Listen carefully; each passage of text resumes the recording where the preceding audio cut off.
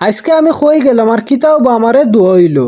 বাড়ির থেকে বাড়াইয়া রে ভাই নগল গাড়িতে উঠিয়া গেলাম গিয়ে কুলাউরা বাস স্ট্যান্ড গিয়া বাসে উঠি গেলাম বাস ছাড়ার বাদে রে ভাই নগল দেখি আমরা রাস্তার পাশে কিছু ফুল গাছ আছে আর এই ফুল গাছ গুলাতে ফুল ধরার কারণে দেখতে কিন্তু খুব বেশি সুন্দর লাগে তার বাদে রে ভাই নগল চা বাগানোর সুন্দর দৃশ্য দেখতে দেখতে আঁকা বাঁকা রাস্তা হইয়া আইয়া পড়লাম মুলই বাজার আর মুলই বাজার আইয়া গেলাম কি এসআর প্লাজা দ্বিতীয় তলায় মানে ক্রিস্টিন হোটেলের